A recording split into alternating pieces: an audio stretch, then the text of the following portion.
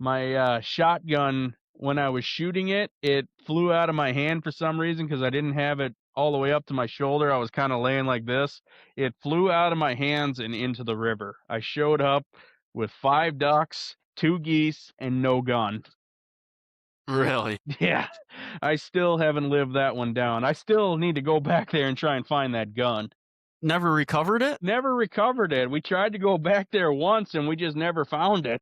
This is funny because my dad always told me to have my gun tied up, but for whatever reason I took it off to do something and never tied it back up. So that's 100% on me. So you're sitting on a boat or something? Yeah, I was sitting in the canoe and you're kind of laying in it like a layout blind. You're not able to get it secure like you normally would sitting up. Have you hunted that way without tying it up since?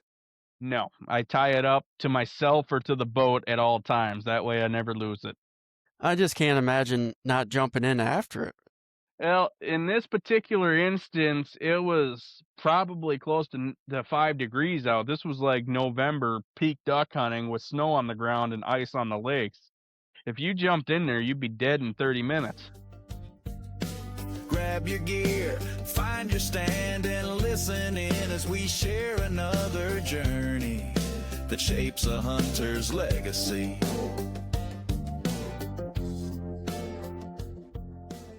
Welcome back to another episode of A Hunter's Legacy, the only podcast that ditches the pros for the average Joes.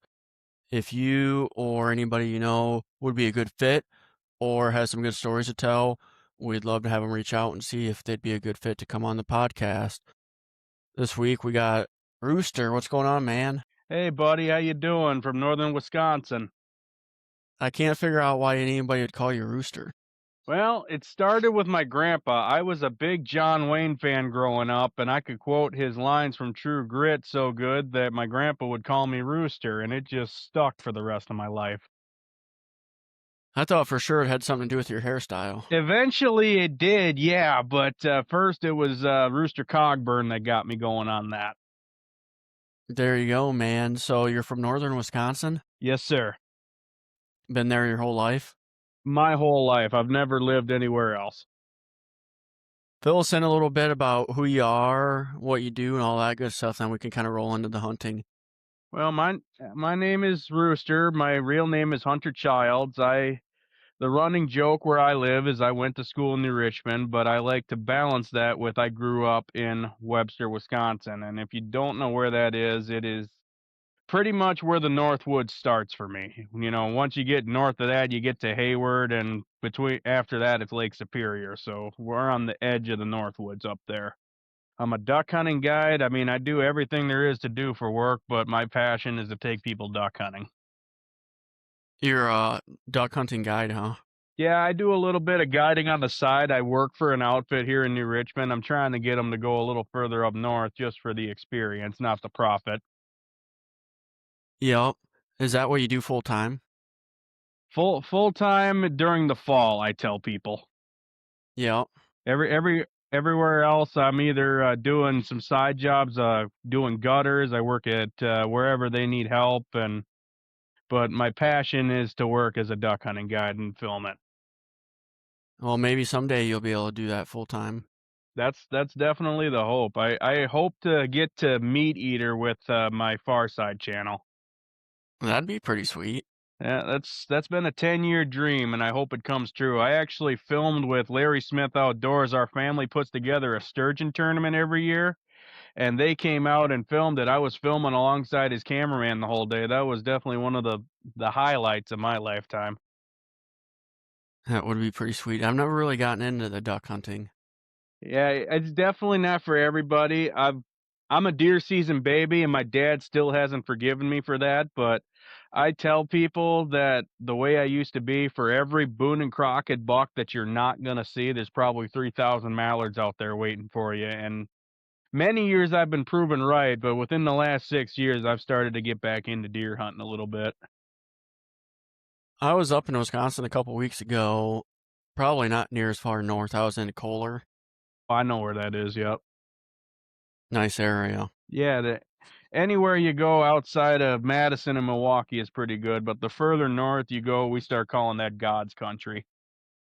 That's what everybody calls where they live. Not a bad area to be in northern Wisconsin, though, I can tell you that. Yep, yep. So I was gonna ask you something, but I forgot. It'll come to So you in an hour or so. there you go. So how'd you get into the hunting and fishing? You said you were a deer season baby, so your dad was a big deer hunter? He was a little bit of everything. He loved to duck hunt, but I was pretty much born on opening weekend of gun season in 1998, if that tells you anything. So you're just a baby, huh? Yeah.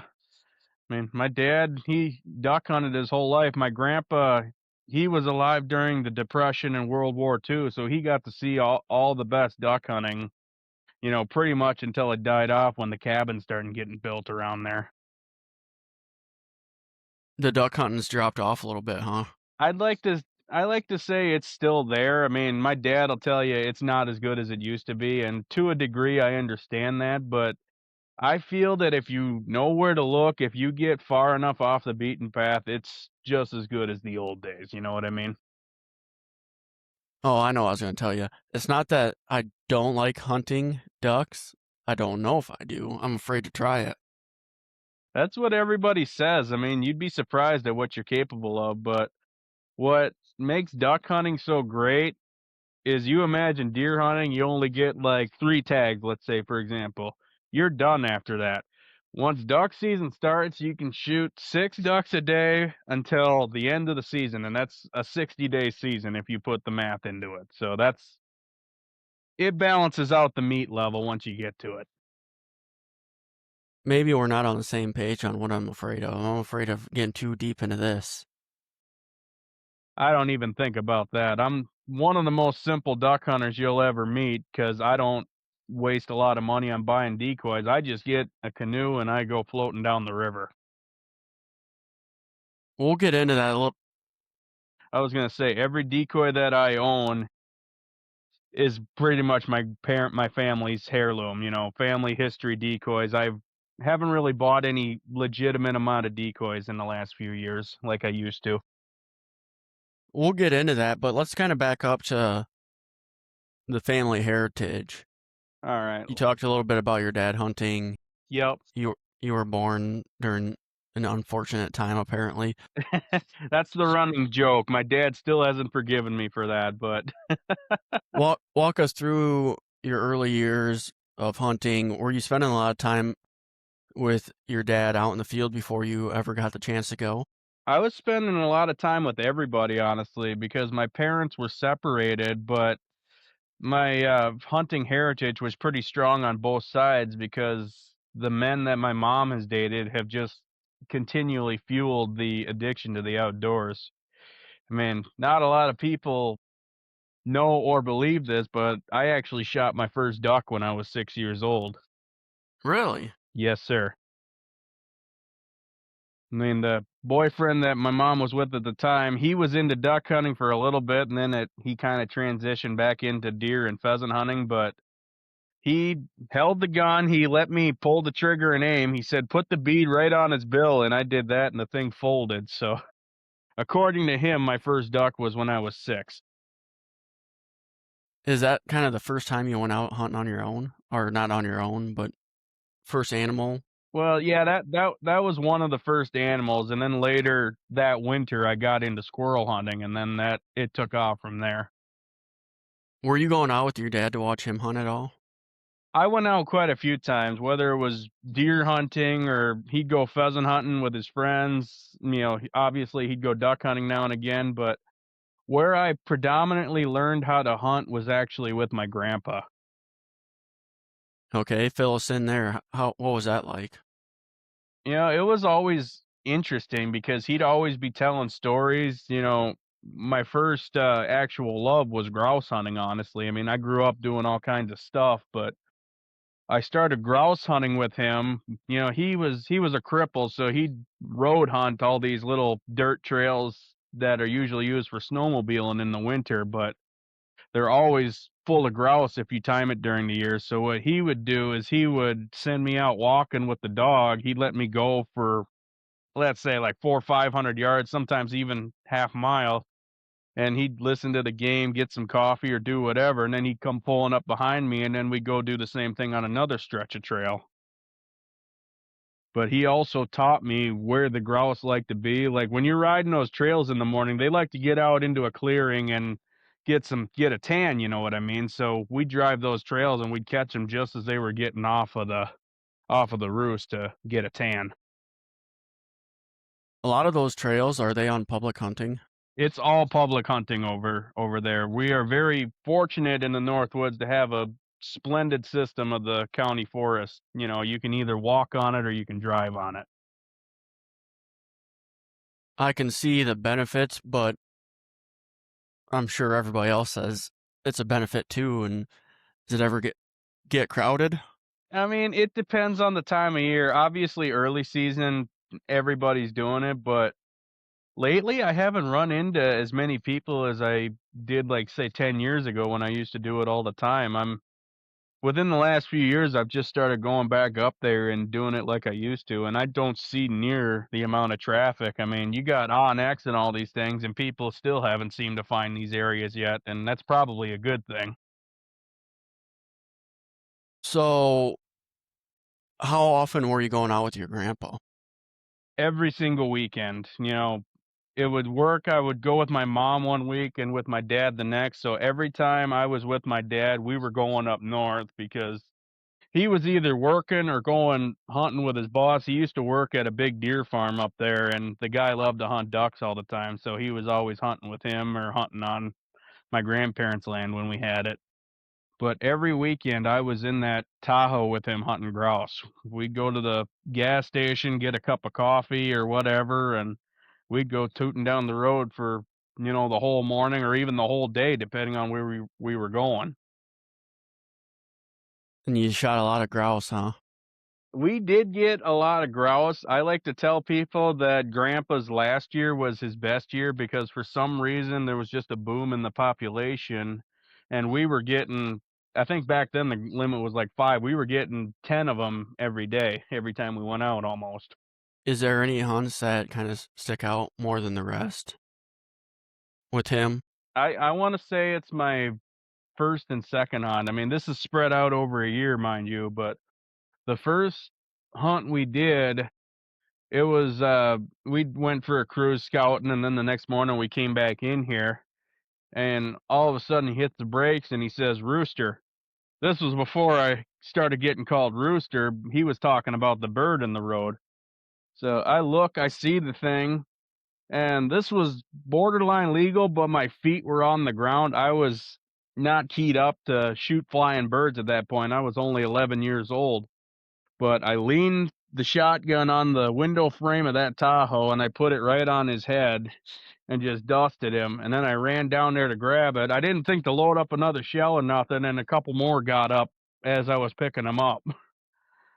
You think you could have hit him flying anyways? I don't know if I coulda hit him or not, but as the saying goes, you don't know if you try, unless you try. But at that point, we went down the trail another quarter mile, and we actually watched one walk across the road. And Grandpa's like, "Well, you better get out and see if you can get this one." So I went down the trail a little bit, and I think I watched like 5 or 6 of them get up. And every time one got up, I would get on him and I'd curse. I'd say what different word every time, but every time one got up and I didn't shoot, I'd be like, "Darn it, like son of a." Then all of a sudden I look to my left on the ground. It's like 10 yards away from me. There's one sitting right there. I almost didn't believe it. And I shot him, and then another one gets up into this little birch sapling. Thank God I put a pocket full of shells in my jacket that morning, or I would have never got this thing. I put one in and I loaded on him too. I used to have a little 20 gauge pump back then, but then the following year, That sounded like the bonus round of Big Buck Hunter at the local bar. I think they would make a lot of money if they tried doing that one of these days. Yeah. But the next year, I mean, they were a little spooky. I think it was like a late fall, so everything was not really acting right. But it was like the end of October, close to Halloween, and me and Grandpa are going through the old song and dance about driving down these trails, and he starts telling a story. They tell stories, you hear them about 100 times, but I don't know why, but this particular day, I looked at him, he's like, "I really dusted that grouse the other day." This particular day, I finally looked at him, like, "Oh, yeah? What happened?" He's like, "Well, it was drumming off a stump, and I took a shot at him and winged him. So I sent my dog." We had a whole bunch of labs. I mean, some of the listeners on here can probably relate. We had a whole bunch of labs growing up. I don't think there was ever a time where we didn't have dogs running around the house. He's like, "I sent my dog." This was our dog at the time, Bucky. We called him Lord Buck. "I sent Buck in there, and that grouse tried to get up, and that was his last mistake. Bucky caught him right there," he said. And then about the time he finishes that story, he's like, "All right, you want to go for a walk?" And the whole season we haven't killed anything, but I'm like, "You know what? You aren't gonna get him if you don't go. I may as well." He's like, "Well, why don't you take the dog with you? He needs to go out for a walk." All right. I walk about 100 yards, and it's if by magic, I'm looking around, and all of a sudden I look up, kind of like I'm looking at you right now, and there was a grouse sitting in the middle of the trail. I almost couldn't believe it. And the dog started walking to him, and by the time I realized what was going on, I'm like, "Dude, Buck, get back here. I'm about to shoot this thing." He didn't realize what was going on, but I finally got him to come behind me. As soon as he stepped behind me, I took the safety off and laid him out. But then I went up to the thing and I picked him up, and me and the dog were fighting over it because he wanted to pick it up. But then another grouse gets up, and for some reason I didn't shoot, but as Oh, I'm fiddlesticks. yeah, oh, fiddlesticks is right. But then another bird got up right after him, but this time I didn't mess around. I took a shot and I clipped him just enough to get him to drop. And Bucky finally figured it out and started running down the trail, and he's looking around, and all of a sudden he's just standing here like this, and he sees the grouse. And then the grouse tries to get up and he just pounces on it. It was like a cat pouncing on a toy. It was the funniest thing I ever seen. Is a male grouse called a rooster? You can call them roosters, yes. You just call them grouse. I mean, you can't distinguish them like you can pheasants. When you were talking rooster earlier, that was a pheasant. It's all grouse up north. Oh, yeah, you mentioned rooster, and I didn't know if you had pheasant or anything up there. Yeah, I guess we do have a few pheasant here and there, but it's not like where I live in New Richmond. Like literally stock pheasants. I go hunting next to a game farm every year, but there's just not as many pheasants up there because it's so thick. It's all woods up there. You'd be lucky to find a cornfield up there. Really? Yeah, no, it's very far and few between. I mean, the few farms that there are out there are just these, little 5-acre lots in the middle of the woods. Just somebody trying to claim a ag credit for their taxes. How far up north are you? From here, it's roughly about an hour and a half drive, which is about by Webster if you look on a map. Oh my God, I feel like I'm listening to the Bellied Up podcast. You know how big Toledo is? Oh my goodness. About 1/3 of Milwaukee. You know how big Milwaukee is? It's about 3 Toledos. That's how I feel like when I'm talking to you. Like, I don't know any of the towns you're mentioning. I mean, I talk about it like people know where I'm talking about. It might be a good thing that not everyone knows where it is. Otherwise, the towns will be filling up every year. But How far away from Canada are you? rough. I mean, we're about a couple hours from Duluth, and from there, it's probably another 2 or 3 hours from the border, I would say. Okay, you're Like, up by Duluth, huh? I'm south of Duluth a little ways. I think I'd be a little closer to Hayward than anything, but There's big deer up there. yeah, I mean, we're not. If you look in the history books, we are not very far as the crow flies from where the Jordan buck got shot. And if any of your viewers know about the Jordan buck, it was one of the biggest bucks that come out of Wisconsin. Really? Yep, it was back in the 1900s. The town of Danbury just put up a statue a few years ago of this buck, and they have a little festival around it every year. But basically, this guy rented a horse carriage and he went walking along this trail. It used to be a railroad back then, but then they made it an ATV trail for whatever reason. But The train got these deer to stand up, and he took a shot and missed, and then he kept following it all the way to the river, but he got him just as he got across the river. The Mississippi? This is the St. Croix we're by. It flows into the Mississippi down by us, though. Yeah, okay. I mean, when you get past a certain point, there's a town south of us called Prescott, and the St. Croix and the Mississippi kind of come together, if that makes any sense. Prescott. Isn't there big truck pulls there or something? I'm pretty sure there's truck pulls there. I mean, this is Wisconsin. We're the king of truck pulls around here, but Prescott, I know, has the biggest one. Yep. Are you up in predator territory up there? Well, yeah, we got wolves. My uncle sent me a picture a day or two ago. He had 5 wolf pups on his trail camera. Can you do anything about them? No, we really can't right now. This is politics that's up for debate another time, but we had a wolf season in 2012, I want to say, and we had another one in 2020. And 2020, I think we got, I want to say, like 600 wolves, maybe even more. It just doesn't really make any sense to me. I agree. It doesn't make any sense to me either, and I live here. Let's talk about, we don't have to get into the political and stuff like that, but No, I get where you're coming from, though. What's next for you? how much damage do they really do? Like, how much does it impact It's a pretty your hunting decent season? amount, but considering where we are, we're the pinnacle of predator population. Obviously, you got your coyotes. They do a decent amount of damage.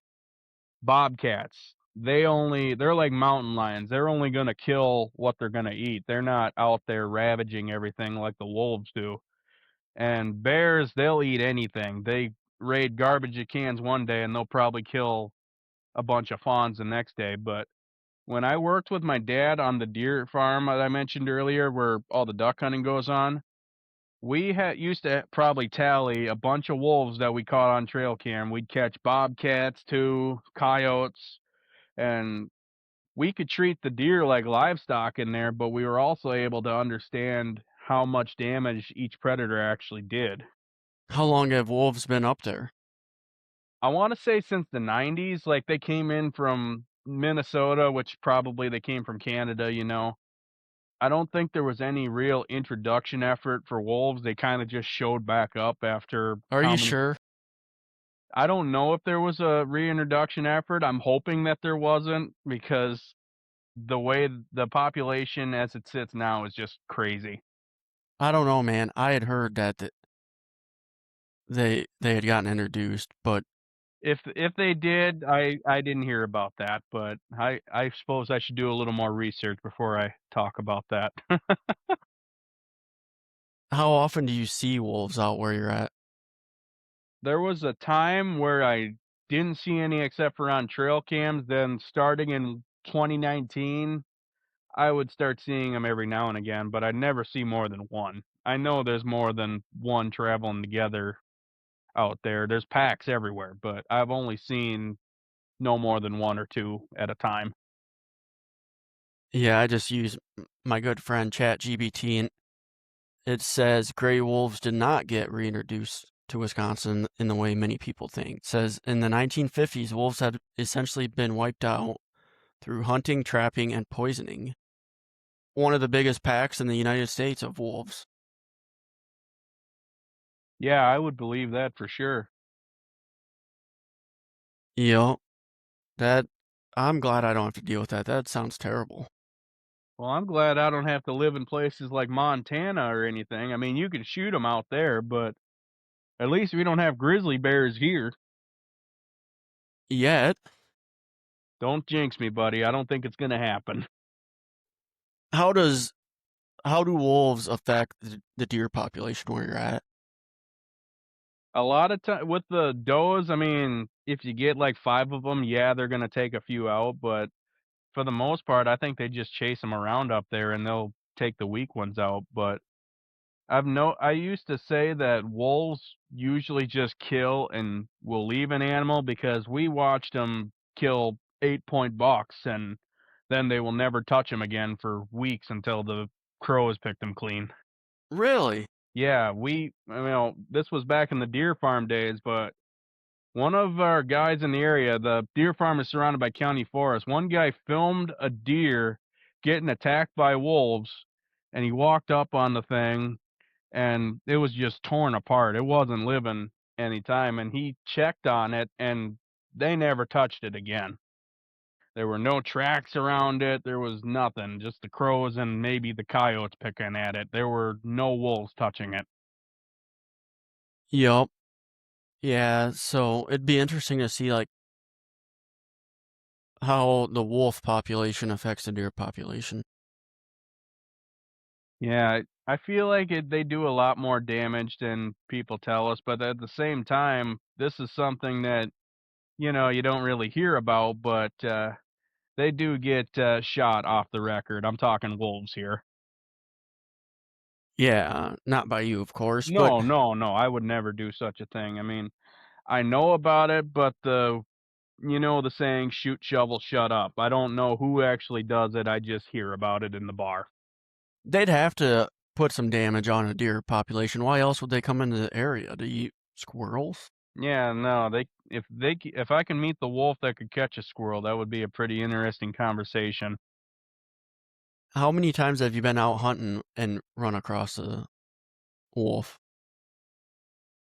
Couple times the most I've ever seen was up in the Nemacolin Barrens. It's just north of where we live. It's a big expanse of barrens. My grandpa told me this story. They tried to get the trees to grow higher, but they were probably no more than 6 feet tall, I think is what he was saying. And they tried everything. They burned everything down. They would log it, but the trees would never grow to past a certain height. But all these trails, I mean, it's so, expansive out there. I mean, you can look across the whole thing and see everything. You can see wolves just walking across the hills sometime because it's not totally roaded. I don't know how I'd feel about coming across one if I was walking out to a stand or something. Well, my policy when I'm deer hunting is I will fire a warning shot, and I never had to do this yet, but I have a pup named Trace, and she's about 8 now. If I run into a wolf with her, I'm not taking any chances. I'm protecting my dog. Is that when you think you'd be most likely to run into them is out bird hunting? Out bird hunting, and there's people who bear hunt, obviously. They lose dogs every year, in counties all around us, even in our county, the wolves will attack them. And I think that's predominantly because they've lost their fear of humans and animals.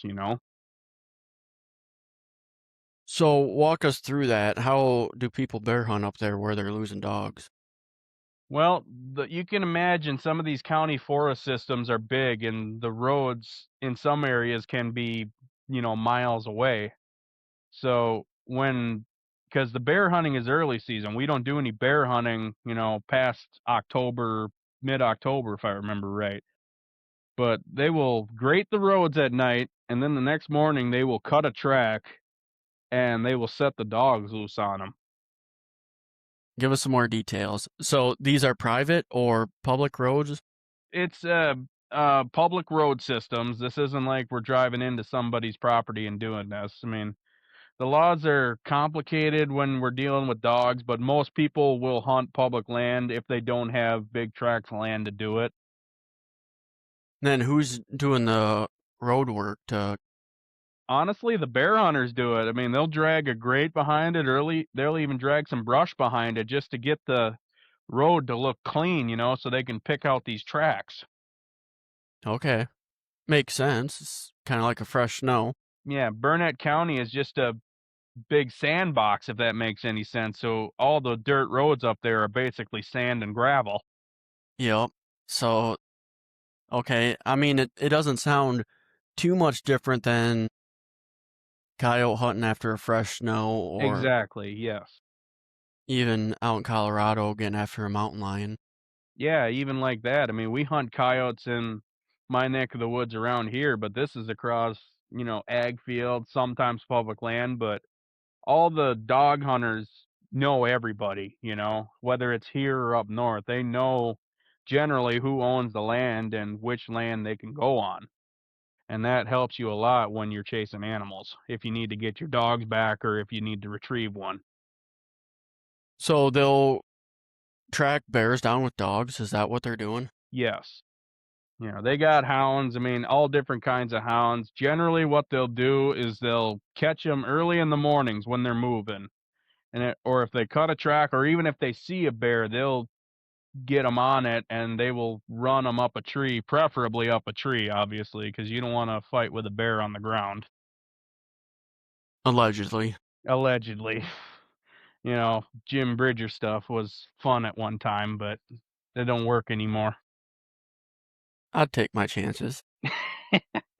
I suppose if I was crazy enough, I would too, but to make a long story short, you're running after these dogs. It's not like you can drive through the woods and get on them all the time. So you're running after these dogs. And sometimes the wolves will hear them and just come in and take them out, because they can. Kind of a competition factor. It's definitely a competition factor. Wolves are like, I'm the biggest, baddest dude on the block, and you're a problem, so I'm going to take you out. I mean, we've all seen the videos of, wolves attacking dogs in just outside someone's house, they will do it. Yeah, that's too bad. And do the dogs just disappear, or do the hunters stumble across the... Well, they generally find the dogs because dogs, every bear hunter has tracking collars on the dogs, so they are able to locate them pretty easily, even up there. Yeah, that'd be disappointing watching your screen and all of a sudden your dog's going full sprint and then just disappears off the map and stops moving. Yeah. I don't know if we've ever had a case of a wolf ever eating a tracking collar, but that would be a pretty interesting story. Well, like you said, they're probably just doing it for fun and not too worried about eating the dogs. Exactly. They just kill them and, then they leave. The competition's dead, so they got nothing more to worry about. There's no hunting seasons on wolves up there? Not here. I mean, we've talked about it for years and years, and the DNR just keeps giving us an answer that is stupid, essentially, but it basically says, no, we are not doing a season at this time. What do you think the benefit of them? I can understand if the deer population's booming, but it doesn't sound like it is up there. I mean, it's stable at this time, but it's low. But the benefit of a wolf season is not only for the deer, you're obviously going to have less problems with livestock because there's people that have horses and cows even up there. Obviously, they wouldn't be attacking house dogs or even hunting dogs because there's also reports of them taking out domestic animals too around here. Yeah. The car insurance companies probably enjoy it too. Yeah.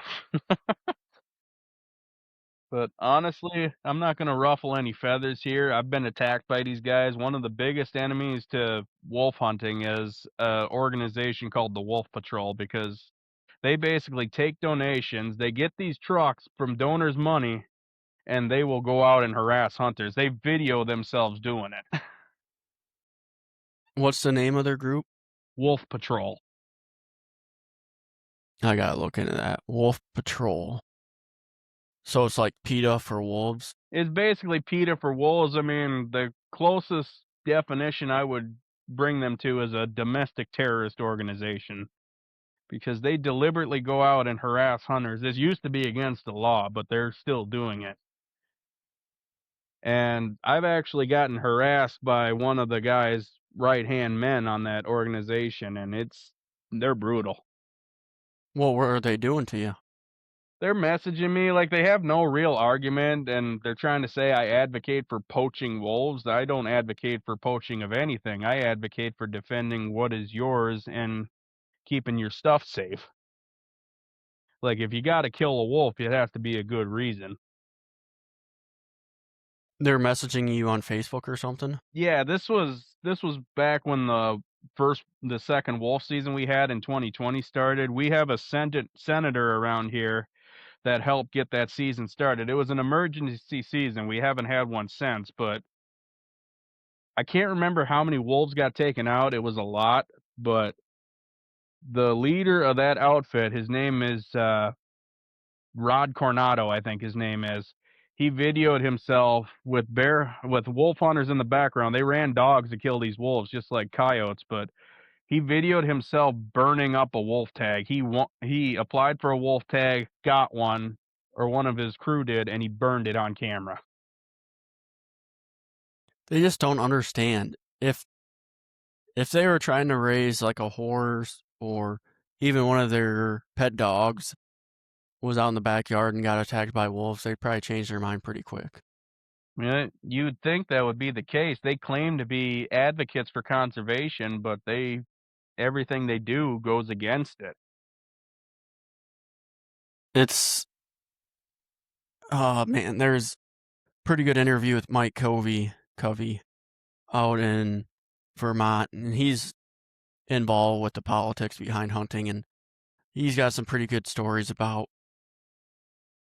one person pulled up to where somebody's hunting and let a dog out to attack the hunter's dog, and just stupid stuff like that. Yeah, you don't see it as often around here because generally everybody understands, but it's still stupid that people will go out of their way to do that. There's even been cases of people cutting down deer stands to make sure people don't hunt. Well, they just don't understand it. They think, oh, you're just out there to have fun killing animals. No, No, that's not what it's about. we do more benefit to the herd as hunters compared to what they do trying to protect the herd. Exactly.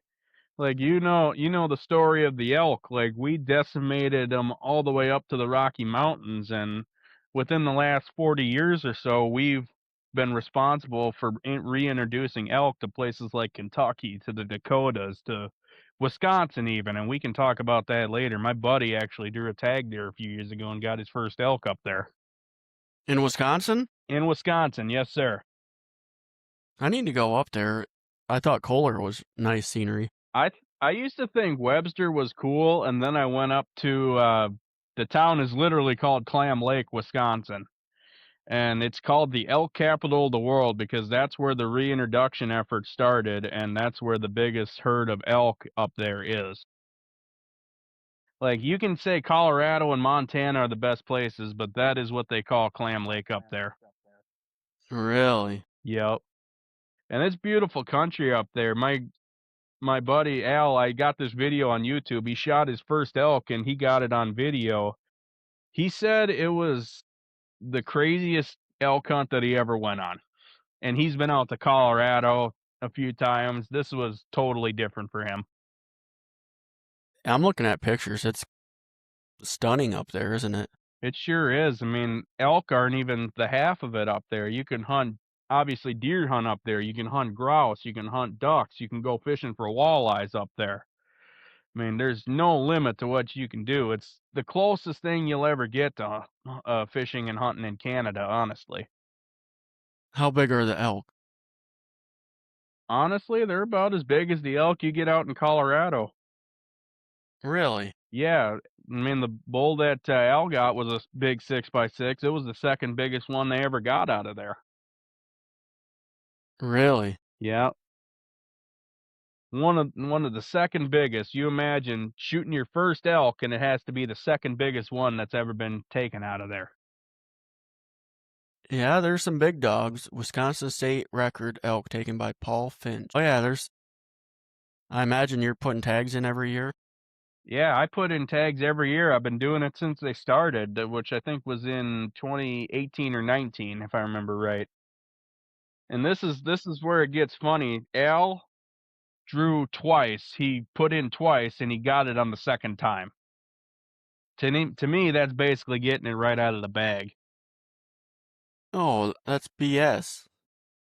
All these years, I've been putting in for an elk tag, and he gets one right out of the bag. Yeah, I imagine that's got to be Wisconsin residents only, right? Yes, it is Wisconsin residents only. The way it shakes out, they used to do a raffle through the Rocky Mountain Elk Foundation. We actually have one of those chapters in Wisconsin. The way it would work is they would raffle off one tag, and if I remember right, it was 4 to the Wisconsin residents and 5 to the natives. Yeah, I don't think there's going to be any elk anytime soon in Iowa. You see one kind of wandering through when people get trail camera pictures of it. Yeah, it's like seeing a mountain lion on a trail camera. They wander through, obviously. Have you ever been to Iowa? I went through there. We did a detour south and then went west. We did it on the way to Colorado. A little bit different than where you're from. A little bit different. How so? I saw a lot more cropland when I was going through Iowa. I was 6 when I did it, but it was mostly just cornfields, you know? That's a good way to describe it. Like the stereotypical way to describe Iowa is the cornfields that you see through there. Yep. Well, it's a flyover state, man. There's parts of Wisconsin like that. Not disagreeing with you there. Yeah, when I drove from central Iowa to Kohler, it's kind of my first time in Wisconsin, Yeah. and I was kind of blown away with how nice it was out there, like the scenery. What I will say is the further north you get, the better it is. Run into more guys like you. Man, when I first saw you, I thought for sure you'd be from like Alabama or West Virginia or something. I'm gonna tell my dad you said that. He's gonna think that's funny. Rooster is your nickname. You got the curls, kind of like a mullet going on. Man, I thought for sure. Yeah, Alabama. That would probably be the first place people would guess I'm from if they don't know me. Yeah. So, okay, we talked a little bit about growing up hunting with Grandpa, some of the challenges with predators and whatnot. But now you're mainly into duck hunting, getting back into deer hunting a little bit more. Deer hunting a little bit more, and I like to tell people I will take my weekends during gun season to hunt, obviously, but what I'm most passionate about now is bow hunting during the rut. For wolves or deer? For deer. If I could figure out the rut for the wolves, that'd be interesting. When they open a season up, I'll be a guide for them. It's a funny story because my grandpa grew up in Webster, obviously, but after he got out of the Navy, he served during the Korean War. He went overseas and did all kinds of stuff, but he became a teacher in the cities over in Osseo and Hopkins. Really? Yeah, I mean, that's how he pretty much bought his hunting land. Otherwise, it was just hunting with friends and family before, you know, before he had his own place. Duluth would be north of Webster, right? Kind of on the lake. Yeah, but on the Lake Superior, yep. So straight north, essentially. Pretty much straight north, yeah. Hopefully got a few Gordon Lightfoot fans listening to us here. Oh, there's a song about Lake Superior by Gordon Lightfoot called "The Wreck of the Edmund Fitzgerald." That was the biggest Great Lakes freighter that ever survived, and then it went down in 1975. Yeah. Not me. I don't even know who it is. I mean, he's since passed away, but he used to be one of the greatest. I guess I'd call him a country artist now, but he used to write some great songs about the Northwoods. So doing a lot of duck hunting now, duck hunting. Well, let's get into your duck hunting. So is that kind of primarily what you mostly did for a while? I honestly, I did a little bit of everything up until my grandpa passed away in 2013, and it was at that point that I decided that I wanted to understand my grandpa a little more than I thought I did before, and I wanted to do everything that he liked to do. So it was that season I looked over at my dad's and I said, I want to go duck hunting with you starting now. And what drove you to duck hunting over deer hunting? Well, honestly, it's just curiosity. It was curiosity at first, but sitting in the blinds in the morning, I mean, you gotta be super quiet when you're deer hunting, but in a duck blind, you can be sitting there drinking coffee and eating donuts, not trying to sound stereotypical, but you get to have a little bit more fun with it than you would in a deer blind, for instance. Oh, you can be stereotypical. Some people have ADHD, man. Right here, buddy. Me too. But I still go sit in a deer stand. Unapologetically, I do too.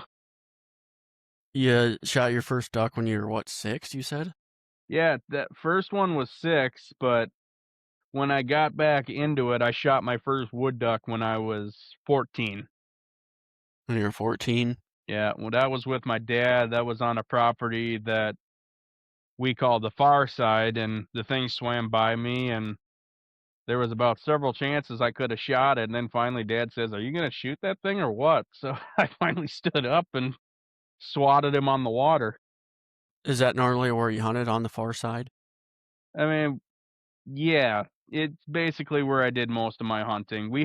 At the time, we had 220 acres of land, and the furthest part of it we called the far side. My grandpa had names for everything. There was a How was hunting on the near side? It was okay, but Was there a near side? there was a near side. It was closer to the cabin than anything, but we had parts of our property we called the island. We called a point on our property the boot. There was a spot we called the gap. We soaked up names like a sponge. How do you think I got the nickname Rooster? There you go. But as I got more into it, I started doing a little more like that deer farm I told you about. They usually don't let new people hunt it, but the year after I shot my first duck, we were on our way up north, and my dad was talking to the landowner, and he hung up, and he looks over at me. He says, "I guess you're going hunting on the deer farm in the morning." And you wouldn't believe how excited I was to hear that. That was like winning the lottery at that point. Why was that such a special moment for you? Well, it meant that the landowner, he respected me, I thought, because he felt that I was a good enough hunter to be able to do duck hunts like that because they used to run duck hunts like a military operation. There was no room for error. So the fact that he said, "Okay, bring Hunter out in the morning. We're going to take him hunting," that was like the biggest honor ever. That was for me like going to the White House. And this was a duck hunt or deer hunt? This was a duck hunt, and that night Didn't you say deer farm or something? it is a deer farm, yes, but the way he did it, his dad owned it, and they didn't really do anything with the deer. It was kind of just a throw and grow, if that makes any sense, on 3,000 acres. They didn't do any guided hunts. It wasn't necessarily fully fenced in because they can't fence around all the lakes over there. But it was a deer farm, we called it, and some of the biggest bucks I've ever seen out of Burnett County were in or around that area. Were they breeding them or what? I'm sure they were breeding them. I really never asked what they actually did in that farm because all I ever saw was just deer running around. Half of them didn't even have ear tags, so I didn't know what they were doing.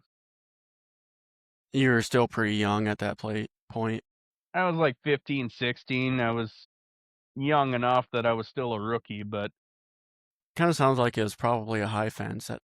it was a high fence, but it wasn't fully fenced in, because there was a couple lakes over there that they couldn't get the fencing around because of the swamp area. They couldn't get machinery out there to do it. So technically, it was high fence, but the deer could come and go if they found that hole in the fence. That would be brutal, spending a bunch of money on your deer herd and they just kind of disappear on you. Well, most of them stayed, but yeah, you're right. It would be kind of a slap in the face if most of them got out of there. But I feel like they knew that all the food and the safety was there because they didn't take too many deer out of there, honestly, towards the end of it. Wonder why that is. Couldn't get enough people to pay Yeah, up. because they would do a hunt at the end of every gun season. It was almost like muzzleloader season, if I remember right. But they would just kind of do a little mooch and push deer around, and they would take management bucks out of there.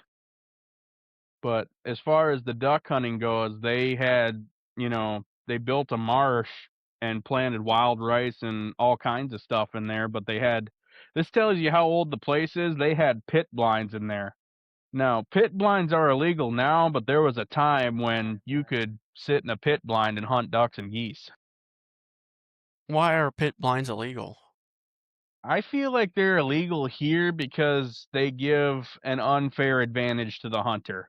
Because most birds don't have, you know, perception levels, I think is the word I'm looking for. They can't really tell where everything is on the ground. So when somebody just pops out of a hole and starts shooting, they're getting massacred at that point. Describe a pit blind. There's a lot of ways to do a pit blind. One of the best ones I've seen is where you basically dig a hole in the ground and you build structure around it. And, this is legal in South Dakota and a bunch of other places, but they will actually put giant storage bins in the ground with electricity and, chairs and lights and everything. Like it's almost like living in a blind. So they could have like grills down there to fry up some Yes, eggs they, for they breakfast and actually all that. do have grills in some of those. That's my type of hunting. Well, you ought to try it out sometime.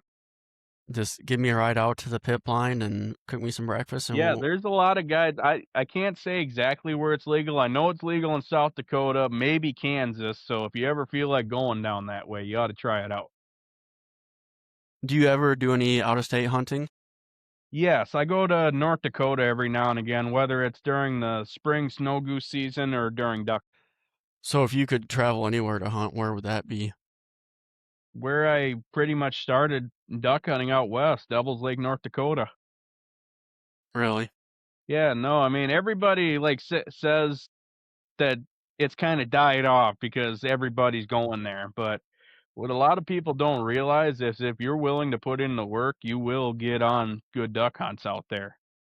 I mean, I've been all over the state of North Dakota except for the Badlands, but I've seen some great duck hunts within an hour or two of Devil's Lake. Isn't it pretty good walleye fishing up there too? Yeah, I actually, for a very brief time back in my, I guess we'll say drinking days, I worked at a resort out there, and that was some of the best fishing that I ever had. You lived out there for a little bit, huh? I stayed out there. I was still living in Wisconsin, but I stayed out there for a few weeks during the winter, and I worked a resort out there. Yeah, I've never been out there, but I think I got some buddies that go out there fishing. Yeah, if you're gonna go anywhere, I mean, this is up for debate. Somebody better help me out, but you need to go to Woodland Resort out in Devil's Lake, North Dakota. For duck hunt or fishing? For both, because they have fishing guides and duck hunting guides, and they also allow you to be able to, do it yourself, because they have everything you need all in one place. That would be pretty fun. Yeah, I mean, as far as the hunting goes, they have a little general store. You can buy shells, you can buy your licenses, you can buy sandwiches before you go out. You can buy whatever you need. They even have waders and, camo that you can buy there. When you go out in those areas, how long are you out there hunting? I'm assuming there's limits of some sort. Do you just go out, limit, come back in, and chill the rest of the day, or what's a day Well, out there look pretty like? much. I mean, the beauty of North Dakota is there's liberal bag limits of pretty much everything. So you could shoot your limit of ducks, but there's also other things to do too. You could go out there and shoot geese. You can shoot cranes. If you draw a tag, you can shoot a swan. If you buy small game, you can go hunt pheasants, Hungarian partridge, sharp-tailed grouse. I mean, the list just goes on. The first time I went to North Dakota, I went out there coyote hunting in the winter. That'd be a good one to do. Well, I don't want to say this, but we shot 42 coyotes in 3 days. I was 12 years old when we did that. Just calling them out in the daylight? Yeah, we did some calling, but predominantly what it is out there, because it's so open, you're driving around looking for them, and then you're walking.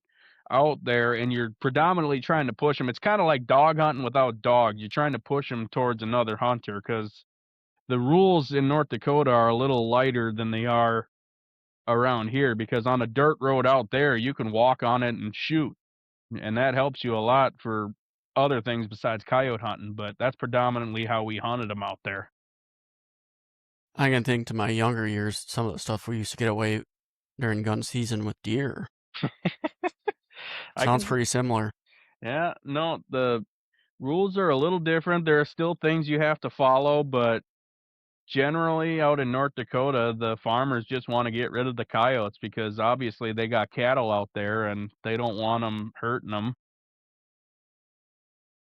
I imagine the population's got to be pretty insane out there. Yes, I would say when I was 12, I used to tell people I was lucky to see one coyote every 2 years if I was lucky in Wisconsin.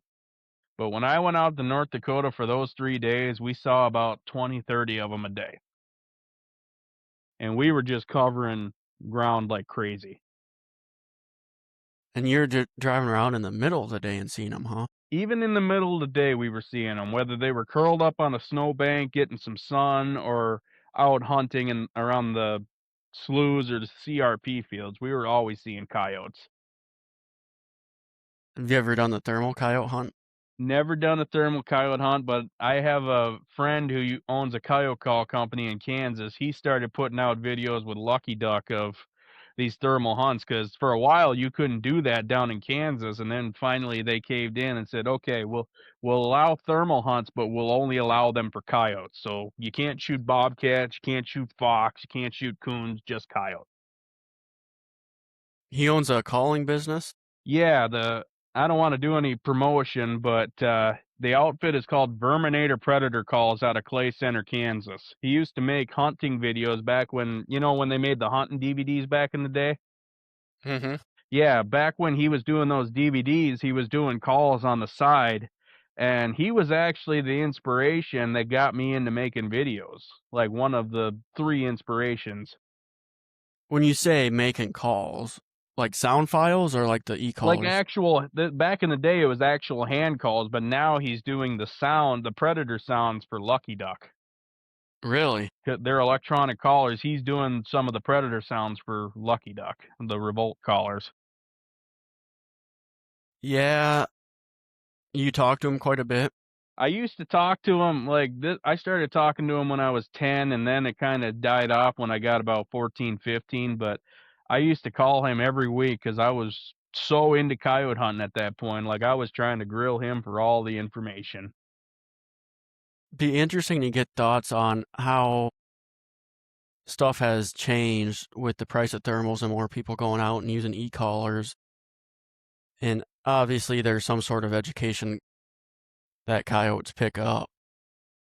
It almost makes me wonder if people going back to mouth calls and hand calls are going to start having more luck. I feel like that might be a economy that might come back, honestly, because hand calls used to be the biggest thing. I mean, it's like YouTube. I mean, the best way that people made their living with hunting videos was either the VHS systems or the DVDs, but because of the demonetization and the censorship that's been going around, I feel like that if YouTube crashed, you could always go back to DVDs or even streaming because the outfit Stony Wolf that put these videos out, they have their own kind of like Netflix now. I feel like people could make a living putting videos out that way, like the old days. Yeah, I think that's starting to become a thing too. When I was talking with Rick back in those days, I always dreamed of either doing my own videos or being on. Back then, the videos were called the Verminators, Predator or Prey, and they did about 7 videos. They were the first ones to do an actual bow hunting video for predators. They shot coyotes, they shot bobcats, they shot coons. It was the first one. Sometimes they'll fling arrows at deer and somebody will have a gun, to shoot them with, but this was an actual bow hunting video. They were the first ones to do it. So you're talking Rick from Lucky Duck. Yeah, Rick Paulette is his name. I've always wanted to visit with him.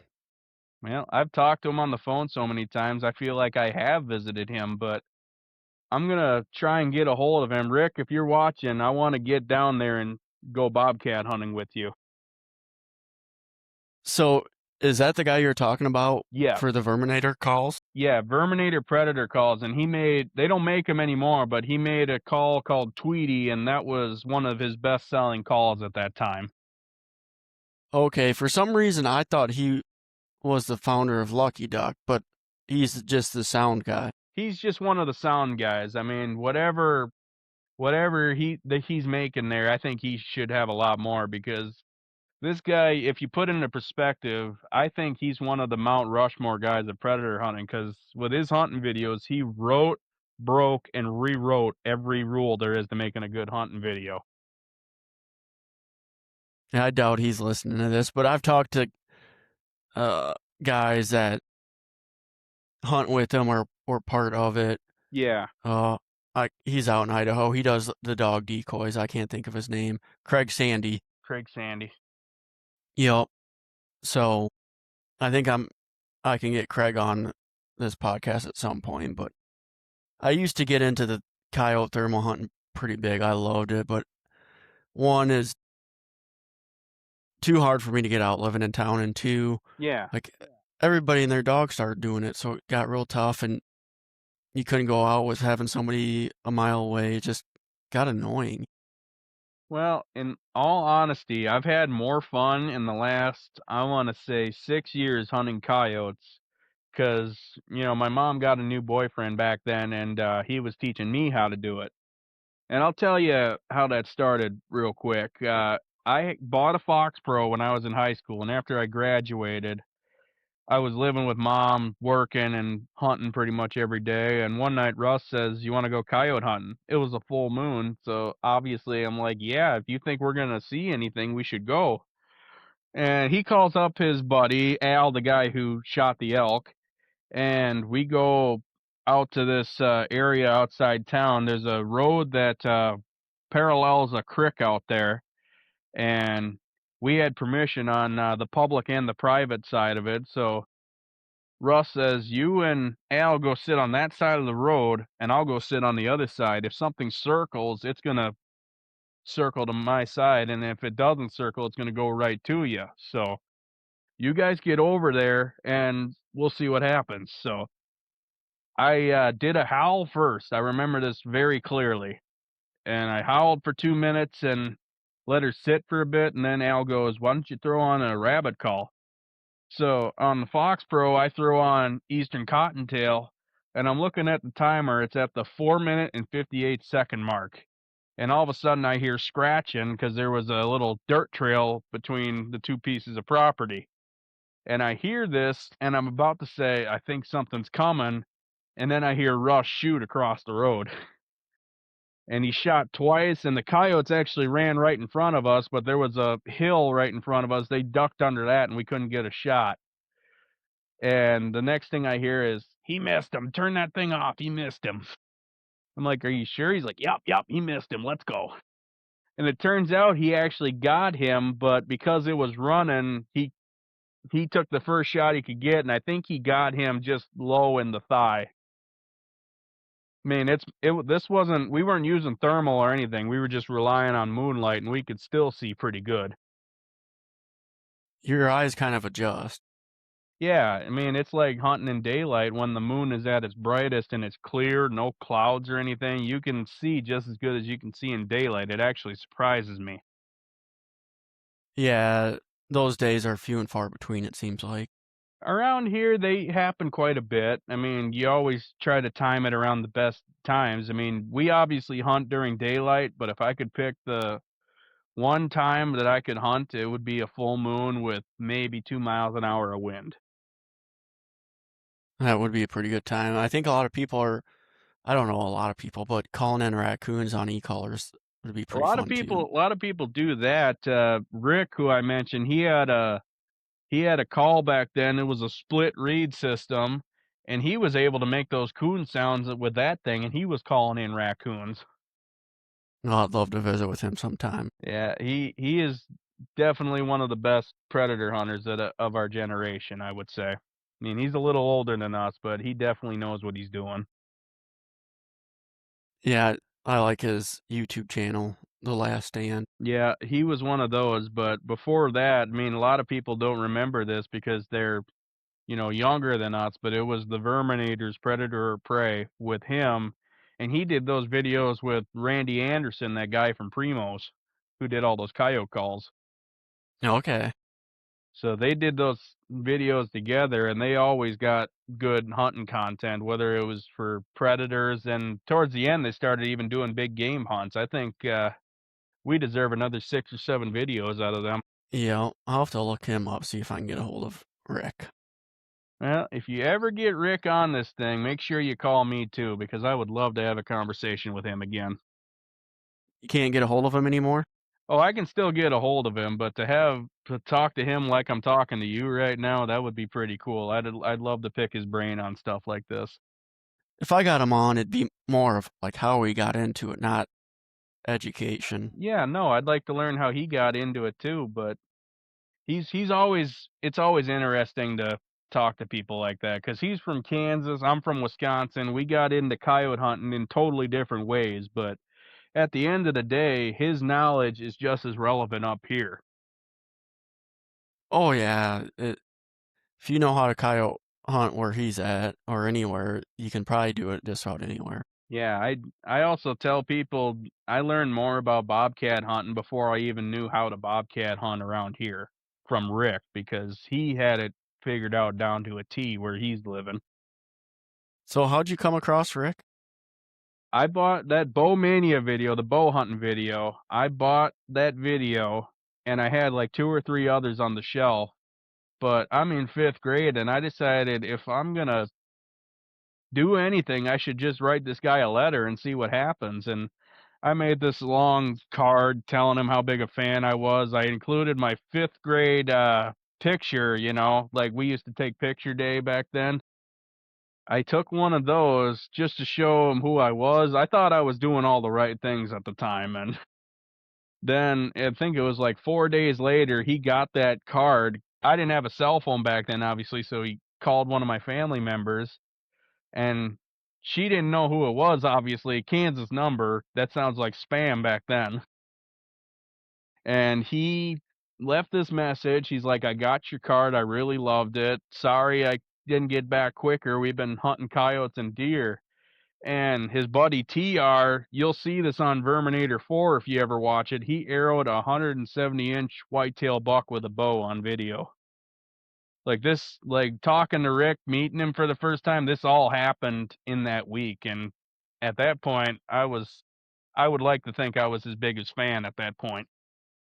Have you ever met him? Never had the chance to meet him. I mean, we always talked about going down to Kansas, me and my dad, just to go hunting with him for a few days, but we just never been able to shake it out. But one of these winters, I'm gonna call him and say, "I'm gonna put this date on the calendar. I would really like to go hunting with you." Think he'd still remember you? Well, last time I talked to him was in December of 2021, and I briefly told him like, "Hey, you don't remember me, but I'm that kid who used to call you all the time from Wisconsin." And he remembered pretty much right away. I hope he still remembers me now. I'll have to make a reel and tag him in it. Rick, if you're watching, we'll talk to you later. I'll send it to Craig Sandy. I got his number, and maybe he'll pass it on to Rick. That'd be pretty cool, buddy. Yeah, it's going to be about that time. When's duck season open up where you're at? It's going to open up September 26th in Wisconsin. We have a north zone and a southern zone around here. Yeah. And we just started doing some a couple years ago. They have an open water season now, which goes all the way up through early December. Yeah, okay. If you're familiar, you'd be hunting out of layout boats, those big boats with blinds just anchored out. It's kind of like sea duck hunting on the East Coast or up in Alaska, but you're limited to Lake Michigan, Lake Superior, and a couple others maybe if you're lucky. What do you mean limited? Like open water, these are like big lakes, big water hunting. Like we used to have these seasons on the Mississippi River because you can actually layout hunt out there, but they kind of restricted it to the Great Lakes just to make everything simpler. So you can't duck hunt outside of the lakes? Outside of the lakes, not even on the tributaries, because it's all big water hunting out there. So what if you own private land? If you own private land on the lake, that's another story, but I believe you can hunt open water until like December 12th or 13th or something like that. But it's not so bad because now the interior of Wisconsin is allowing us to kinda do the same thing, but you have to be anchored to some kind of vegetation that's growing out of the water. You have to be shallow. There must not be a lot of ducks unless you get on the lakes. On the Great Lakes, the migration is totally different. Interior Wisconsin, I mean, the lakes are still open on Superior and Michigan, but the lakes interior are much smaller and freeze up way faster than the big water. Okay. So the thinking behind the open water season is you get another week or two to hunt ducks, and you get to hunt it on a totally different migration. Are people just going up there after interior lakes are frozen? Pretty much, yeah. Yeah. Be fun to go up there and just kind of see a different culture. Yeah, it's a totally different game. I mean, I've never done anything even close to that, and I hope to someday, but we can technically layout hunt on some of the interior lakes of Wisconsin, even on some of the rivers like the Mississippi, but you have to be anchored within 3 feet of vegetation. But that also opens options for you because you can hunt in the wild rice while everybody's standing on the shoreline. I mean, some of these guys are going to kill me for saying this, but if you know what you're doing, you are able to find a way around that law. Really? Yeah, like I I was just joking about this with one of my good hunting buddies, my stepdad named Russ. Like we could anchor in the middle of this rice field near where we do the sturgeon tournament, and we could blast ducks because they do shotgun start to go fishing. And one year they did that on opening weekend of duck season. I don't think I've ever seen so many ducks out there that early in the year because all the boats were speeding, and it was opening day of duck season, and they just came piling in around the rice. Really? Yeah, To they get were away from the boats? getting away from the boats, but the catch 22 to that was, or whatever I was trying to say, is there was duck hunters posted up on some of these spots around, the rice, but they were all anchored to the shoreline. And when they flew by, they weren't sitting where the X was, but they were still taking some sky blasting shots and everything. But once the duck got into me, I was able to, kind of ambush them a little bit. And waving at the guys on shore? Hey guys, I got more than you. No. And they're probably calling DNR. How'd that guy get out there? How'd that guy get out there? I got dumped off. I'm standing in waist deep water with hip boots. I'm more dedicated than you. That's how I got out here. I'm still tied in, man. But hunting ducks up north is a little different than hunting them around New Richmond because we got a lot of, waterfowl production areas, they call them. It's public land, but it's a lot of potholes just out in the middle of these grass fields because the DNR is getting behind the idea of preserving the prairie or growing back the prairie how it used to be. Yeah. But up north, like I said, it's all woods up there. It's almost like hunting the boreal forests of Canada. And any ducks that are out there they're either sitting on ponds or they're sitting on the river. And when the ponds freeze up, obviously they're going to the river. And that's how I make my money taking people duck hunting because it's almost as good as hunting North Dakota when you get a glare of ice on those ponds and a few inches of snow because they all go to the river. If you could only pick one animal or species to hunt the rest of your life and you had to give everything else up, would it be duck? If I could pick one yeah, I guess it would be duck. Really? Yeah, I mean, I love deer hunting. I love hunting everything else, but there's just nothing like outsmarting a mallard and getting him to cup in, within 5 feet of you as you're sitting in a blind. That's a tough question.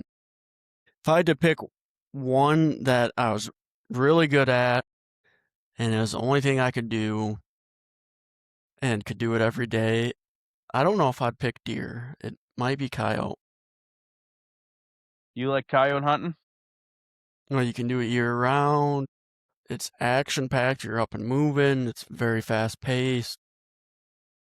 You have to be pretty witty. Yeah, you kind of got to keep it open with that though, because coyotes, there's fox, and they're all in the same area, you know. So if it was me, I would just say predator hunting and leave it at that. Yeah, I'd, I'd, I don't know. I used to think deer, no question, but Now that you've got some experience, you're able to think, okay, I think this might be a little more fun. you know, just I like to be up and moving, and I like the fast pace. That might be my choice. Yeah, I mean, if you do duck hunting right, you can do it kind of the same way because I mean, when I was younger, my dad would dump me in the river with 2 boxes of shells and a canoe, and he'd say, "I don't want to see you till dark. I'll meet you at this landing at such and such time after dark. Get going. Good luck to you." How many ducks can you shoot in a day if you're out there all day? You can shoot 6 a day, but because of the geese, obviously, you can shoot three honkers a day.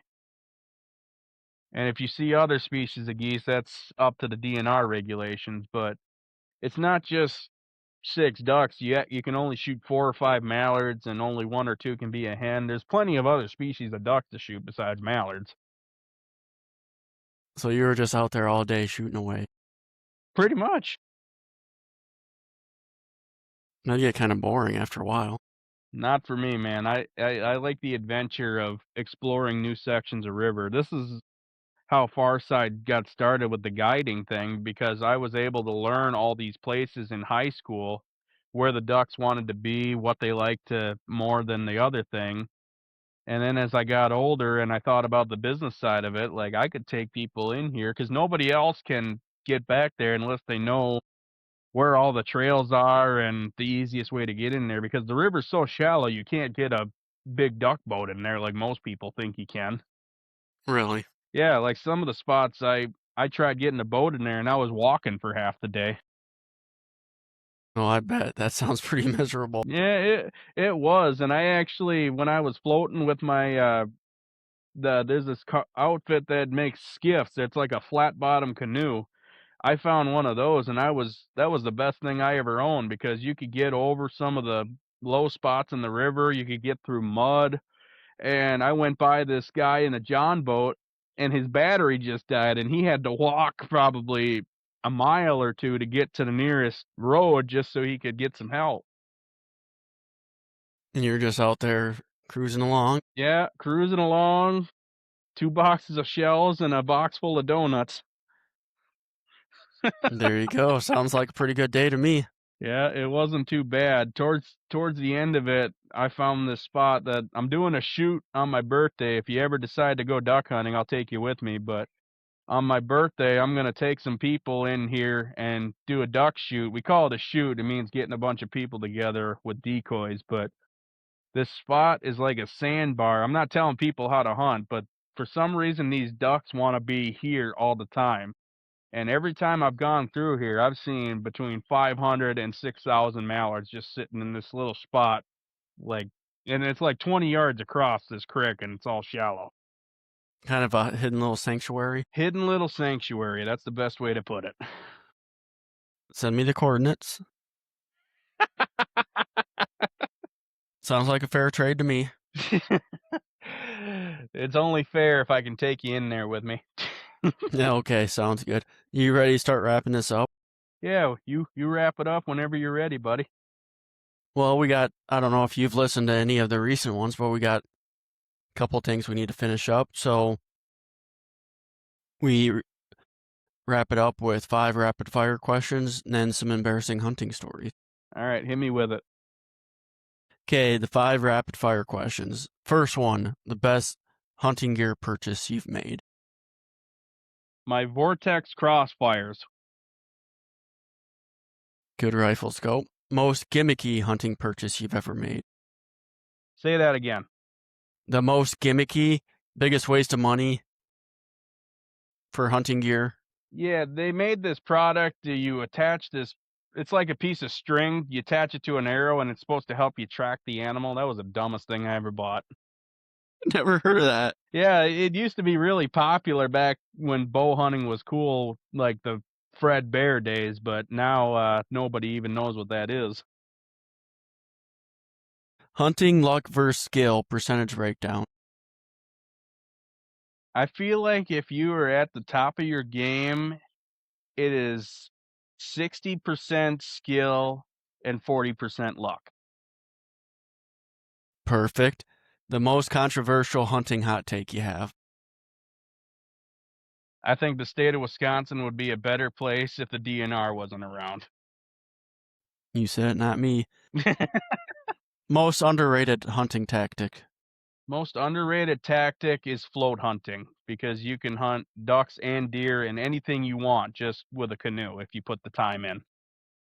I've thought about that myself.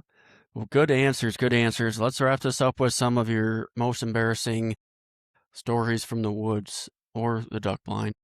Well, I'll give you one story from duck hunting. I was floating down the river and I hit this log jam and tipped the canoe, got everything wet, myself included. Thank God it was 70 degrees, but I floated down the river with with a wet shotgun and all, and I killed 3 teal. It was still embarrassing that it happened. Okay, so you flipped everything over and you had to gather all your Yeah, gear. my shells were wet, all my clothes were wet. Thank God my phone was in the case or I wouldn't have been able to talk to anybody. How long ago was this? This was God, it was about 11, 12 years ago now. Still can't believe I remember that. You had a cell phone when you were that young, huh?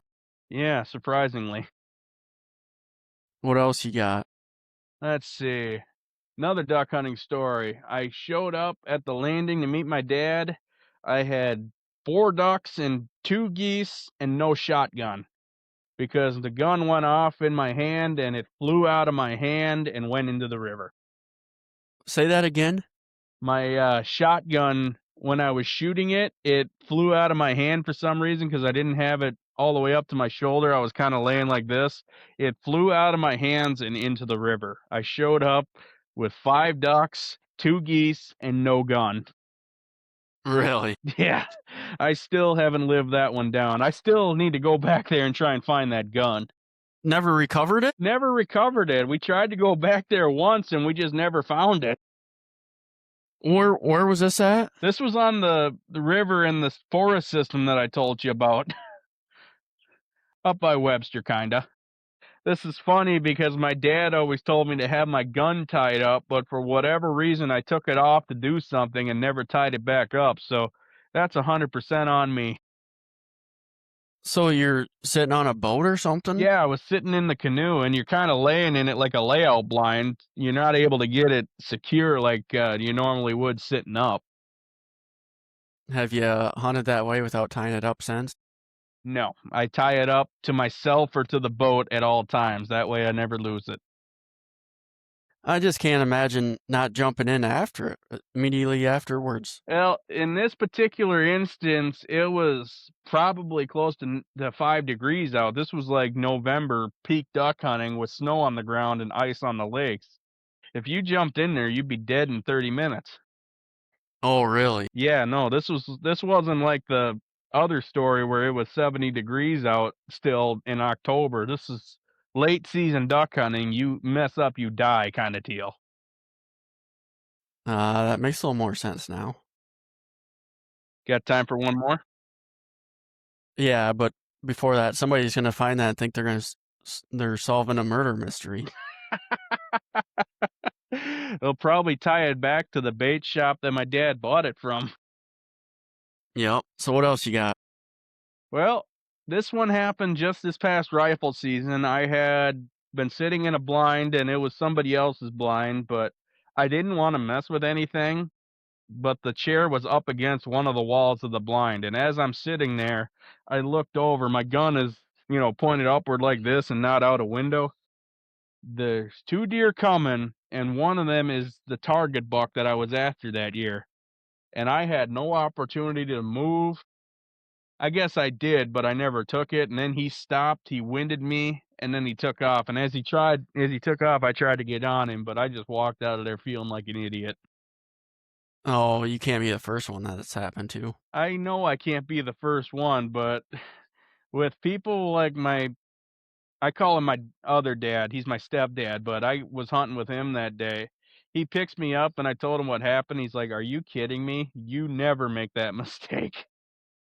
He's like, "I never made that mistake." I'm like, "Yeah, I'm sure you did when you were younger and just don't talk about it." He thought that was funny, but he still hasn't given up on it. Well, everybody's done it. They just never had the buck walk in front of them when their gun was sitting there. Yeah, exactly.